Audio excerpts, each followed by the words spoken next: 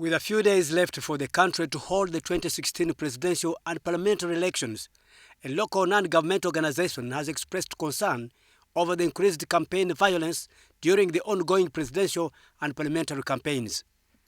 Citizens Electoral Observer Network maintains that the recruitment of militia groups during the ongoing campaigns may deter efforts by some people to participate in the electoral process. Even when we talk about a militia group, this is me, 3 of us. So we then decide, I box, I do this, I do this. So it's important for people to understand that ultimately this is about personal responsibility. If we, one by one, decide not to be violent, there will be no violence. Citizen Electoral Observer Network claims that the public perceives the Uganda police as a component and a tool being used by the NRM government for selfish gains. It was also observed that some presidential and parliamentary candidates have been defiant to the time allocated by the Electoral Commission for campaigning. According to them, some candidates opted to hold rallies after 6 p.m. contrary to the Electoral Commission regulations. As you know, the concern in 1980, there was a similar message from one of the players. And by then, that was the UPM. It was one of the smallest parties with only one member in parliament. And the head of the UPM was then Yoweri Museveni. And it seemed like a little bit of mischief. It looked like, what can this small man do?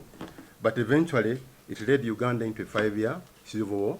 So that's why we are very concerned now that 35 years later, we are hearing of defiance in an electoral process.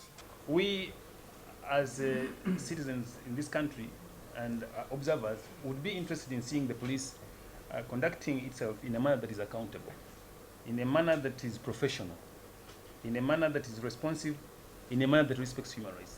Now, some of the developments that have played out right from the preliminary phase, because we're moving very fast into the mid phase, which is during phase. We are very fast moving into that. Raises concern because we've seen, for example, police officers participating in partisan activities, including even voting in primaries. Citizen Electoral Observer Network observes that some laws have been passed by the legislature hurriedly and would affect individual candidates during and after elections. On the voting day, the team says the Electoral Commission should come out and explain to the voters what is required of them, as they have not conducted enough sensitization seminars. In the past, we have seen instances whereby voters have come and by chance the polling officials at that designated polling station know them or the agents there. Now, in the event, we saw this during the mass enrollment exercise, where we had the registrars deployed all over the country in different places. Definitely, it was not necessarily people from that local community deployed at that local community to register. If the same thing happens, how do I identify myself that I'm the right voter for that polling station? And is it going to be by the national ID? Is it going to be by the voter's slip? Is it going to be by the biometrics? And those are the questions that Ugandans want answers to. The team supported the initiative of the presidential debate, which they say is a useful mechanism for would-be potential leader to express themselves on issues affecting the country and how they feel such matters can be resolved if elected into leadership. Harris Tembo, WBS.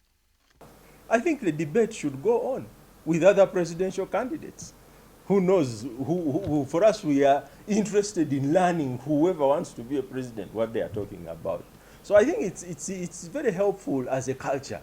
And that's what our leaders should get out of this.